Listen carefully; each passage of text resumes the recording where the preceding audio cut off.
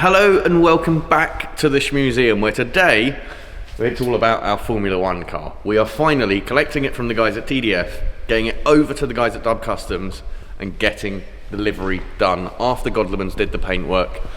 And I can't wait for this. This is it. This is now the final stage before it returns back to the Shmuseum. It's been a long time coming. We've had obviously lots of other things that have got in the way. Yep. Clio V6 being one of the projects and other bits that just meant things slowed down a little bit. It did, but this is a car we can actually drive as opposed to that one which is just cool and we can sit in. Yeah, and very quickly, speaking of Clios, we are a little bit disappointed in... All of you. No. A lot of you. There are a few people that noticed something that relates to a Clio, not the V6. So we gave you a bit of a teaser in the last video, and we actually I sneak peek revealed the 812. I did say I didn't want to make you wait, and everybody noticed. Yes, every single person. But only a few of you noticed the 1.2 Clio and what we've done to it. Which is basically absolutely ruin it. You say that, we've added some there's a sticker for £150. It's probably about what it's worth if we're honest. Yep. We've added some carbon fibre. Up in the fog lights we've got googly eyes, eyelashes, a bonnet stripe, which Dub Customs do not hire me. That is probably the worst wrap job I've ever done in my life. And we've got 150 racing numbers. Yeah, we do, with carbon fibre wing mirrors. Although this is Tom's 150. This was my attempt at it around here, which basically just 120 because someone decided to cut the 5 out on the wrong side of the wrap. And, which I'm not going to lie, I think it looks absolutely hilarious and it's almost a mirror, right? So, speaking of Clio, I think that leads us very nicely on to the next point, which is Clio V6. Now obviously anyone that knows Formula 1 of that era knows the Williams FW19 that we obviously are restoring, even as a show car, was powered back in the day by Renault. So I think it's only appropriate that we jump in our cool little Renault, which is also mid-engined. Can we say no F1 car's mid-engined? It kind of is. Pretty much. So we're going to jump in our mid-engined Renault, head up to the guys at TDF, meet the guys from DST who are going to transport it over to Dub Customs, and then start this wrap process. So I guess it's time for a zing. Slight issue. You can now see a Brad and you can hear a Tom, which means something has gone a little bit wrong. Yeah. For some reason, we've just pulled this forward. This front passenger side wheel isn't spinning. And here is our issue. The wheel just not spinning. Doesn't make much sense. Yeah, it's a bit weird. So we currently only have steering on one side. Fingers crossed we can figure out this issue, hopefully in the not too distant future.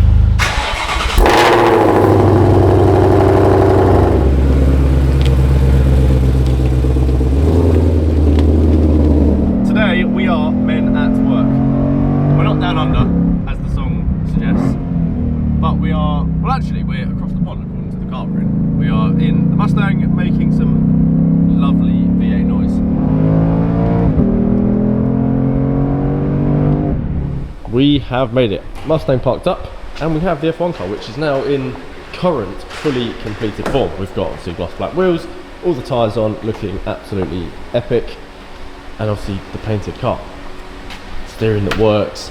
Now we're just removing the nose cone because to fit this in the trailer that we have just around the corner, we need the nose cone off, otherwise we will end up breaking something. But yeah, how good does this thing look? I cannot wait to get it to Dub and then start putting the vinyl on, getting the livery put on, and we'll see exactly what it looks like. Into the trailer we go. All the way in. I'll just come around here. Look how cool this is. Not too bad. This is looking epic.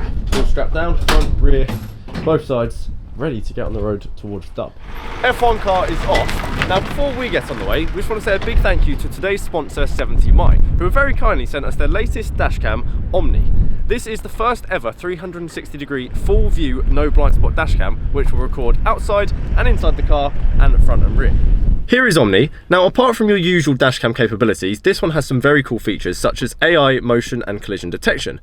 This can help capture suspicious activity around your car and initiate recording for up to 30 seconds.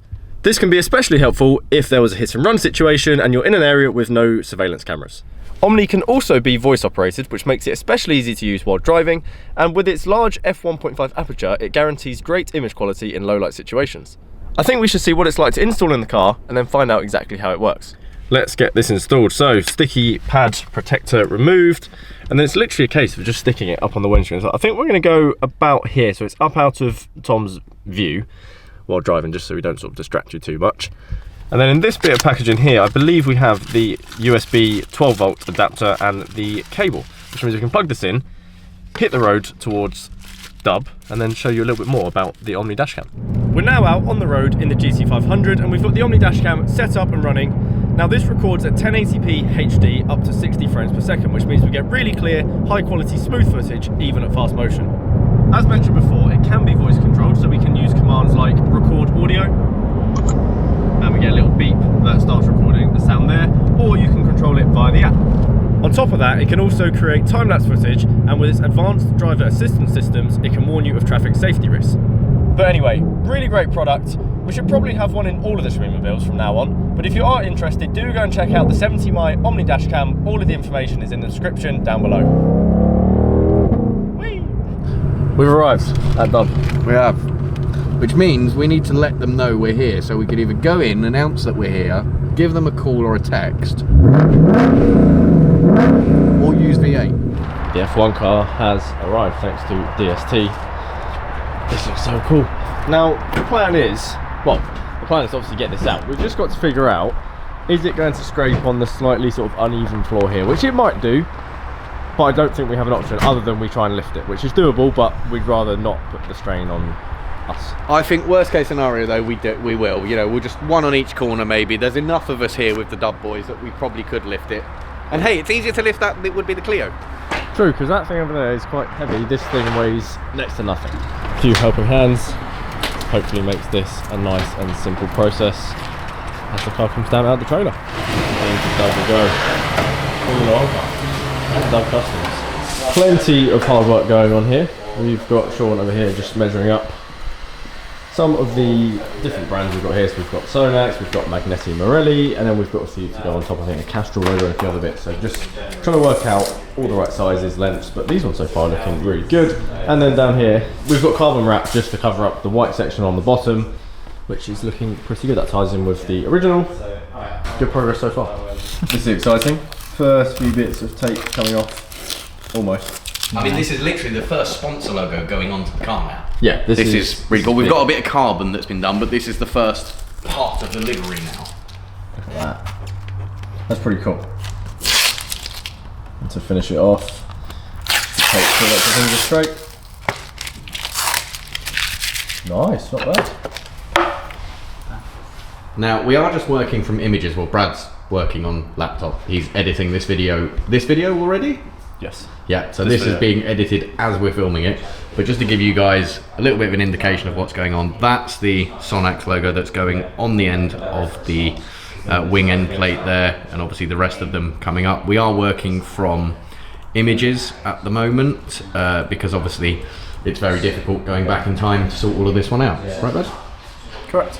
But it's looking good so far, and we've got the next piece, which is the white section on the top of the nose cone. Yeah, so we've got some masking tape lines here as well, which again, it kind of means not much to us at the moment, but the guys here know what each of these little hand-drawn lines mean. Let me pop that one back out of the way. The guys know what each of these lines mean and what that represents in relation to a sticker, so that's coming up shortly. Time for the next piece of the nose cone then. We've just got the white section to go on here, which the Castrol livery then, or the Castrol logo, sorry, then sits on top of, which we've got a start of cut out there. This is just the white section that sits on top, and then that sits on top of there. So just a bit of time and precision getting this in exactly the right place, and then all the logos can go on top, and then we continue up the nose cone. The next day. Day number 2, back down at Dub Customs. Now we headed off yesterday just to let the guys here crack on with things and make some really good progress, and we'll sort of have a run through of where we're at now. Sean is just adding on the Rothmans logo onto the front wing, which very slightly curves down, so it's just trying to get the right placement, but that looks pretty cool. Now, the last clip I think that you would have seen was Tom showing the sort of white nose tip, let's call it, on the nose cone going on, but we now have the Williams logo of the car and the era that was on Castrol logo, the Falk logo, the number 3, which obviously was the number that Villeneuve ran, Auto, Motor and Sport, and obviously we have the Renault logo here, and lots of other bits ready to go on. Sonax on the side, Magneti Marelli is here, and then when we come to the back we have a fully complete and finished rear wing, which looks really cool. Now this is actually split into 2 pieces, so you've got the top half of the letters for Rothmans at top, and you have the bottom half below, but when you stand back you can't really tell, and this looks very, very nice. And then obviously we have Castrol number 3 and 2 more Rothmans logos in here. Progress is looking good. We've got some lines to mark up. We've got a line that comes around here for the section that goes on top of the sort of snorkel. But yeah, a few more things to figure out, and then by the time we leave today we should have a fair few more bits done on the car and a nice visual change for you guys to see. Next, Rothmans logo going on the front wing, matching this side. This just looks so cool. Seeing this come together, obviously with everything in the back of the car as well. Very fun, and then the satisfying part. There we go. We are getting somewhere.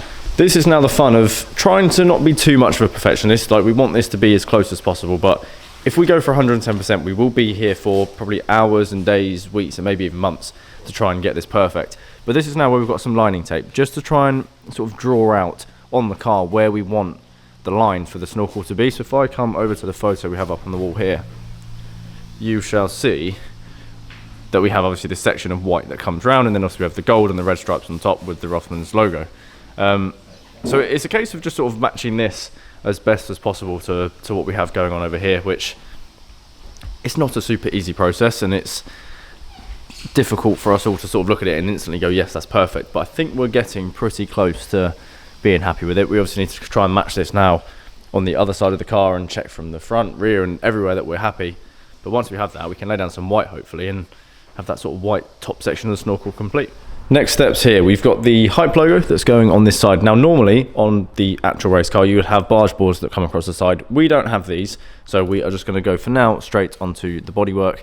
If we decide that we don't like it in the future, it's simple, we just peel them off and go without them, but we're going to see how it looks. And then we have this obviously full top section. We've now got the sort of lining tape all the way around to make a nice sort of even shape across the top, which will go white. That's just getting some prep, and then we will get that bit wrapped. Hype number 2 now in place, just down the bottom here. We've got obviously the yellow one side and the orange the other, looking pretty good. Here's our first bit to remove. Now that was satisfying, there we go. And that is obviously our line there. All of this tape will come off and we should have a nice white round, although actually this is going to stay on for now because we've got to obviously continue it onto the front of the snorkel, which I've now touched, so that's going to need to be prepped again. Just popped over to the office. We've now got the Komatsu logo being cut, so just design it and make sure we've got it looking how we need it, which isn't too hard to find obviously. And then we have the plotter here that cuts out all the letters, and then we can take this down to the workshop and get this put onto the car. There's the Komatsu logos that we were cutting now on the side of the car as well, both sides done. We almost have a fully completed nose cone minus center logo, which is about to go on shortly, the Falk logo, which is going to go on shortly, and then we've got the Rothmans Racing logos stickers ordered up, so they'll be coming soon and they will go on that top part. So we are making some really good progress. And up here, Dan is finishing off the snorkel. Now this is the tricky bit. This is where there's quite a lot of detail to go into and the funny shapes and curves and things, but looking really cool. And once we do get the cut to then separate the two, this should be looking epic. Falk logo on the front wing, ready to peel off the tape here. So satisfying, so satisfying. There's the lettering, and then over this side we have the finished one where we have the red logo there as well. And then the smart way of doing this, you get a red F as well. Obviously we'll cut out the same thing, line the red up with the black F, lay down the square, and then peel all the way off, and we have that finished. Well, just, can I peel this off, Sean? Yeah, cool, let's go for it. There we go. Taking the glory.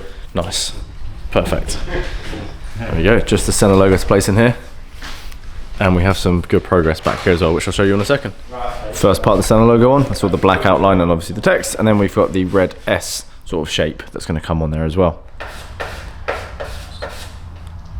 Squeegee that bit down and then try and find a corner, and this should be the front wing fully finished.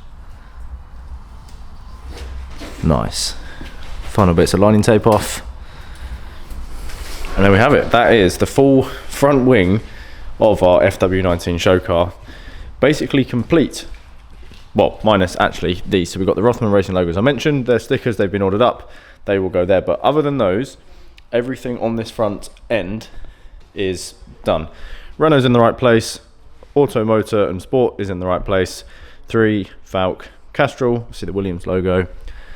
And everything around the front here. Sonax on the side, looking really cool. And then Dan has been smashing this out. We now have our white snorkel, which is looking really, really nice. All comes round, one piece onto the front. This is good, and obviously then this will have red stripes and gold stripes around it. Yeah, this is cool. This is really, really cool. But I think for now, I'm gonna head back towards base from here. We're gonna leave the guys at Dub to crack on with this, and at some point in the not too distant future, we'll come and collect it and hopefully have a fully complete re-liveried FW19. 24 hours later. Day number 3. Welcome back to the Shmuseum. This time we're not over at Dub. There is no update on the F1 car as of now. As I said, that will be coming in the near future. But we have got some updates and things going on here at the barn that we can show you guys. Now the Lusso has moved from its sort of current temporary parking spot underneath the Mez. Skookamate 12's there, and we have Derek down with us to sort of finish off and get some more electrical work done with our office build. So far today, we now have some spotlights in place. So everything's been put up. We've actually got the lights in place pretty much, ready to go in this room. And also if I come through, follow Derek through up here, there we go. You can see better now as well. We have them up in the reception rooms. This is gonna be great because so far right now, we are a little bit dark in here, but that will soon be changing. Yeah, some really cool progress seeing these bits go up. Next stages of this will be coming hopefully fairly soon. Over the next month or so, we'll have Martin back, the team from Novus, to go through next bits with the walls. We'll fit some glass hopefully, fit the glass across the front and doors, and yeah, we'll have this looking like more of a lounge area office where we can actually then move, hopefully, from the gazebos over to this side. That is the plan for us, to be able to transfer all of our desks, all of the maybe memorabilia and stuff, the Lego and things, into here, and then create this into our office once it is sort of an enclosed space. And then obviously plans past that will be to come back over this way. We've got the kitchen, which we need to now go and find fittings for, toilets and all of that stuff, not in the kitchen. Toilets around the other side, but you know, kitchen cabinets, do we need an oven, do we need X, Y and Z counters, worktops? That is all coming hopefully in the not too distant future as well. So cool progress being made. I don't know whether we can get these turned on today. If they're wired in, then I'll have to see if we can, but we'll have to check with Derek and see if that's possible. Well, it turns out we can't turn the lights on. We don't have some switches or the boxes and stuff for the switches put in place yet, but we do have an Amira, which, and you're very fitting actually. Yes, I'm on theme today. Like you knew.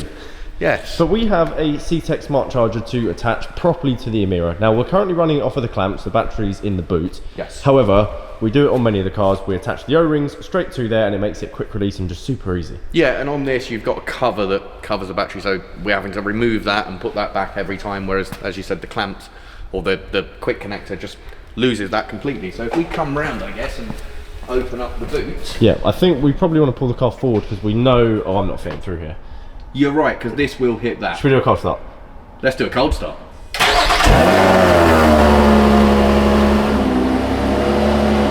Inside the boot then, we have the battery here. Now this is hidden by this cover. And yeah, we have obviously terminals we were just clamping onto here and obviously onto the negative over that side.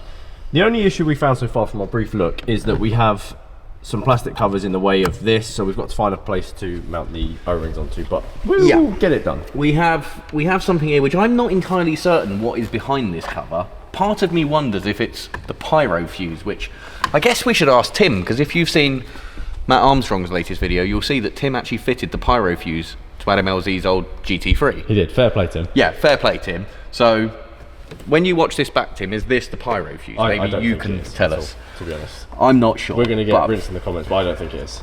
I don't know. It's something that connects to the battery. Right, so we get that one off very delicately. Battery stuff, yeah, definitely not pyro fuse. It's just battery stuff. Yeah.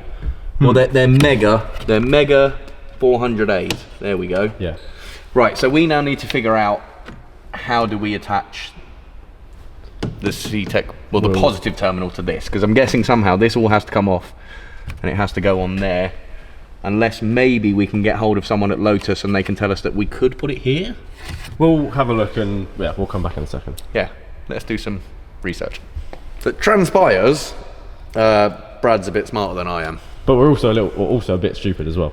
Yeah, so turns out this is just a cover that sits on there. And literally pushes down into place. Yeah, like and isn't actually more connected than that. But at first glance, we both did think that this whole contraption was going to have to come off to allow us to get to that, which we now know it doesn't. So that means we can literally attach over this way the socket onto there, the O-rings onto there. Yep. O-ring literally straight onto there, and then we're basically done. Although I feel like the these bolts are a little bit too big, so I think I'm going to have to see if I've got one that I've already cut down from an O to a U, or we're going to have to find one and cut it down from an O to a U. And again, if you do come across this problem, you can buy CTEK U connectors as well. We just don't have them, and we cut down the O ones when we need them. But if you do want the U connectors, do go and check out the CTEK accessories. You can get the actual proper ones. So the moment of truth really to test is to get cable from over there, which is going to be near impossible unless we have about 1 million extension leads. Or unless we just back the car back in. No, I'll tell you how no, it's working, so we're getting some flashing. Oh, there we are. Yes, because I have pulled out the indicator quick connector, which has 3 lights on it, green, amber and red, to give you a rough indication immediately of the status of your battery. So green obviously means this one is good. How good does this look? So we've got the floor fully back in, because you have to remove it a little bit just to help get this cover out. And then we have, just tucked up here, the connector, which you can pull forward if you need to pull it forward, push it back out the way. But that's going to sit up there quite nicely, which means super quick, easy, quick connection for the CTEK Smart Charger.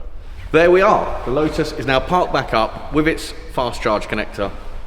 And yeah, I think it's been really exciting for me, because of course this is now the final step, the last step in recreating our Rothmans Williams FW19 from 1997 before it comes back here to the Shmuseum to sit amongst all the Shmee150's. And we have an F1 car here. Yeah, it's going to be so cool. Big thank you to the boys at Dub who Huge thank you. They're putting in a lot of effort to make sure things are basically as perfect as we can get it. And if you're wondering where the SF90 is, by the way, it's outside. You're giving that a wash. So yeah, huge thank you to the guys at Dub who are obviously liverying it all up. And we've seen a couple of pictures since what you guys have last seen, and boy is it looking good. Huge thank you to the guys at TDF once again for obviously putting this all together and getting it to a state for us to livery it. Huge thank you to the guys at Godlemans once again for painting it, and thank you to the guys at carspares.co.uk for supplying the paint in the first place for us to do this. So hopefully you guys have enjoyed seeing this transformed, and again, until next time.